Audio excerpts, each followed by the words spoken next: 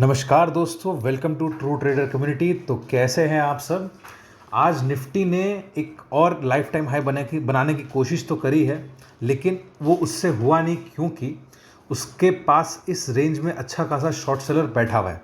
जैसा कि मैं कल कह रहा था कि 25,330 के पास यदि बहुत अच्छा सेलिंग आया सुबह सुबह आते ही, मतलब यदि मैं कल की बात करूं तो कल के दिन सुबह खुलते ही बहुत अच्छे से निफ्टी नीचे गया, राइट। और उसके पास यदि आप यहाँ पे देखो, निफ्टी में एक तरीके से सेलिंग आ ही रहा है ऊपर के साइड में, और एक तरीके से यहाँ पे अपने इस ट्रेंड लाइन की यदि बात करें और ये 15 मिनट के चार्ट पे यदि हम लोग ट्रेंड लाइन देखें तो निफ्टी अपने वापस से एक सपोर्ट के आसपास आया है। यानी कि हो सकता है कि निफ्टी वापस से कल यहाँ से ऊपर की तरफ जाए और एक तरीके से 25,470 25,480 की तरफ जा सकता है।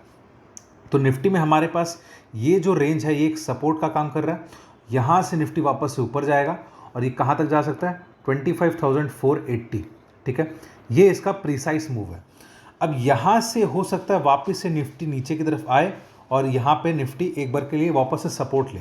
ठीक है, और उसके आगे ये कब ब्रेक होगा नीचे या फिर ऊपर के साइड में, वो अपने बाद में देखेंगे, लेकिन चांसेस है कि वो नीचे आकर के वापस से हो सकता है नीचे ब्रेक कर दे। ठीक है, तो निफ्टी में अब हमारे पास क्या मूव बन रहा है, थोड़ा सा उसके लिए हम लोग देखते हैं। निफ्टी में हमारे पास सबसे पहले तो यदि सपोर्ट की बात करें तो डाउन साइड में निफ्टी फिलहाल के लिए यहाँ पे अपने मूविंग एवरेजेस को रिस्पेक्ट कर रहा है, और यहाँ पे हमारे पास 7 डे 21 डे और 7 मूविंग एवरेज, 21 मूविंग एवरेज और 50 मूविंग एवरेज उसको अच्छा खासा सपोर्ट दे रहा है। अब इस केस में क्या होगा, यहाँ से निफ्टी इसीलिए ऊपर की तरफ जाएगा, तो ये है तो अपने सपोर्ट रेंज में ही। अब कल किस तरफ खुलता है उस पर डिपेंडेंट है।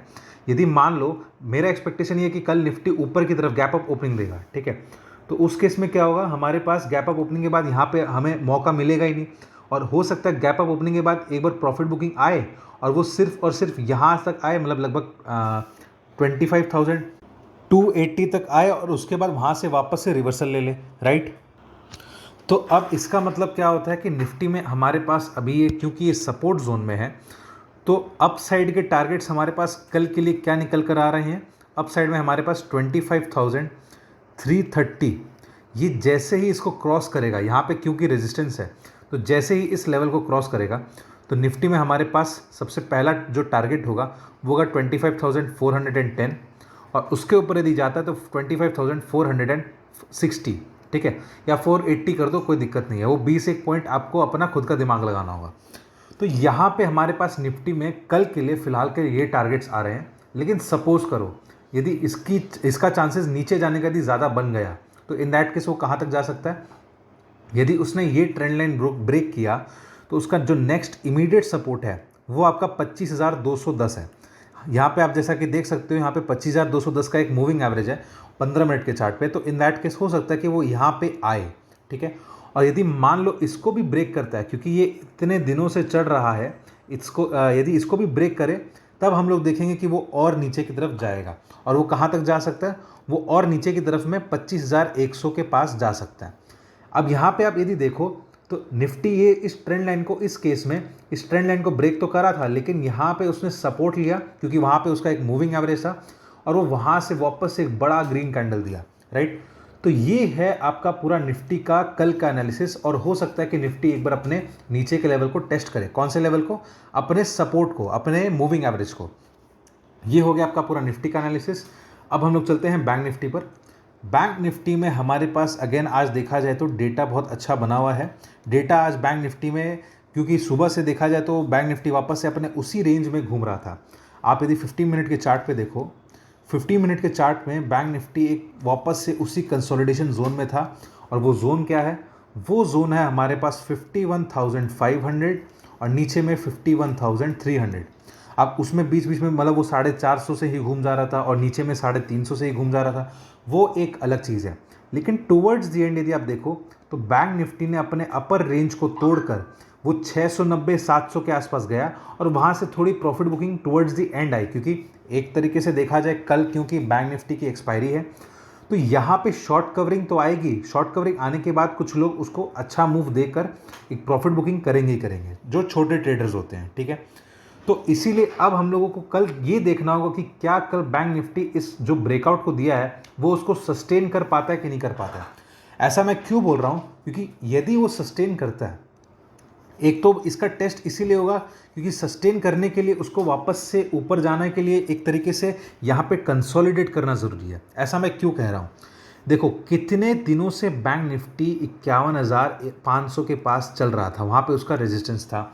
अब ये अचानक से हमारे आज के सेशन के एंड में वो अचानक से यदि ऊपर जाता है तो हो सकता है कि ये एक तरीके का फेक ब्रेकआउट हो और यहाँ पे आप ट्रैप हो सकते हैं।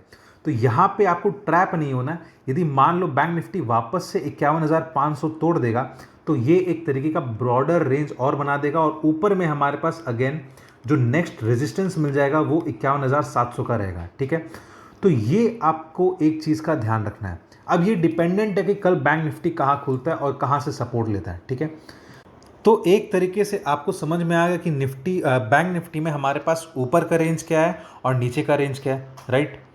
तो ऊपर में यदि मान लो सस्टेन कर दिया, इन दैट केस मतलब समझ लो वो यदि 51,500 के पास कंसोलिडेट करके सपोर्ट ले लिया, ठीक है, तो वो कहाँ तक जा सकता है, वो ऊपर के साइड में हमारे पास सबसे पहला जो टारगेट होगा अगेन वो 51,700 होगा और उससे ऊपर यदि जाता है तो उसके बाद नेक्स्ट जो टारगेट होगा वो आपका होगा 51,810 और नेक्स्ट टारगेट हमारे पास फाइनल टारगेट जो होगा वो होगा 51,950। ये आपका एक ब्रॉडर रेंज अप साइड का बैंक निफ्टी में है। और यदि मान लो ये 51,500 को ब्रेक वापस से कर देता है तो अगेन वो कहाँ से सपोर्ट लेगा, वो नीचे की तरफ आ जाएगा, अपने जो रेंज में वो चल रहा था कितने दिनों से, वो डाउन साइड में आ जाएगा आपका 51,300 350 के रेंज में। ठीक है, तो इस रेंज में बैंक निफ्टी का हमारे पास पूरा डेटा बनकर आ रहा है। आगे बढ़ने से पहले मैं आपसे रिक्वेस्ट करूंगा कि आपको यदि हमारा एनालिसिस अच्छा लग रहा हो तो आप वीडियो को लाइक करिएगा, चैनल को सब्सक्राइब करिएगा और शेयर करिएगा वीडियो को, ताकि आपके और दोस्तों तक हमारा ये एनालिसिस पहुंच सके। और बेल आइकन को ज़रूर दबाइएगा जिससे आपको हमारे डेली के नोटिफिकेशंस आते रहें। और यदि आपको हमारे साथ जुड़ना है और हमारे ऐसी एनालिसिस और प्रीमियम देखनी है कि हम लोग लाइव मार्केट में कैसे एनालिसिस करते हैं और किन चीज़ों का ध्यान रखते हैं और न्यूज़ बेस्ड में हम लोग कैसे दिमाग लगाते हैं, एनालिसिस करते हैं, तो आप हमसे जुड़ सकते हैं। स्क्रीन पर दिए गए नंबर पर कांटेक्ट कर सकते हैं और वो नंबर आपको डिस्क्रिप्शन में भी मिल जाएगा। अब हम लोग चलते हैं हमारे नेक्स्ट सेगमेंट पर जो कि है न्यूज़ का सेगमेंट। आज हमारे पास न्यूज़ ट्रिगर्स क्या है, तो देखो फिलहाल के लिए यदि हम लोग बात करें, कल के दिन मार्केट जो यूएस मार्केट्स था वो क्लोज था और अब क्या हो सकता है, आज हमारे पास यूएस मार्केट्स ओपन है तो देखते हैं वहाँ पे क्या हो सकता है। लेकिन पहले बात कर लेते हैं हमारे लोकल फैक्टर्स के लिए। ठीक है, अभी हमारे पास लोकल फैक्टर्स क्या है, अभी रिसेंटली आज ही के दिन लगभग जो हमारे एक्स एमपी है सुभाष चंद्रा, उन्होंने एलिगेशन लगाया है ऑन सेबी चीफ अगेन कि सेबी चीफ के चक्कर में उनका जो सोनी और जी का जो डील था वो कैंसिल हुआ है और उसके चक्कर में कई सारे शेयर होल्डर्स जो माइनॉरिटी शेयर होल्डर्स हैं उनका बहुत बड़ा लॉस हुआ है और जी के जो शेयर्स हैं वो 400 से प्लंज करके 120 तक आ गए थे।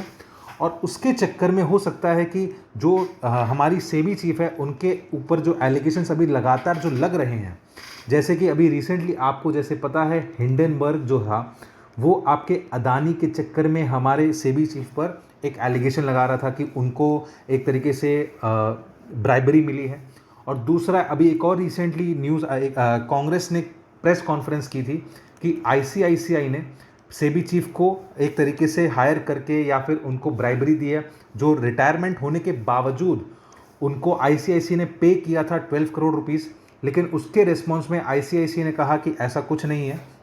तो लगातार क्योंकि सेबी चीफ पर बहुत सारे एलिगेशंस आ रहे हैं तो इन द नियर फ्यूचर हो सकता है कि इसका इफेक्ट बाज़ार में आए। मैं इमीडिएट बेसिस पे नहीं बोल रहा, लेकिन इन द इमीडिएट फ्यूचर ऐसा हो सकता है कि बाज़ार में थोड़ा सा नेगेटिव सेंटिमेंट बने। ठीक है, तो इस पॉइंट पे आपको बहुत कॉशियस रहना है। दूसरा एक चीज़ आप यदि और ध्यान दो, इस बार इतिहास में हिस्ट्री में पहली बार ऐसा हुआ है कि निफ्टी 14 डेज लगातार ग्रीन में क्लोज हुआ है। ठीक है, तो इसका मतलब वो अपना हायर लोज बनाते जा रहा है और अपना स्टॉप लॉस जो है यानी कि पिछले दिन का लो उसको बार बार ऊपर की तरफ लिए जा रहा है। तो इन दैट केस क्या होगा कि कभी ना कभी तो वो टूटेगा, और वो कभी ना कभी अब थोड़ा सा पास आने लगा है। तो हो सकता है निफ्टी कल तोड़ दे, हो सकता है परसों तोड़े। वो कब तोड़ेगा, वो उस जिस दिन तोड़ेगा हम लोग उसको एनालिसिस करेंगे। और हो सकता है कि यदि वो लाइव मार्केट में तोड़ दे तो आपको पता चलना चाहिए, तो उसके लिए आप हमसे जुड़ सकते हैं। ठीक है, तो अब हम लोग मिलेंगे कल के वीडियो में। देखने के लिए धन्यवाद।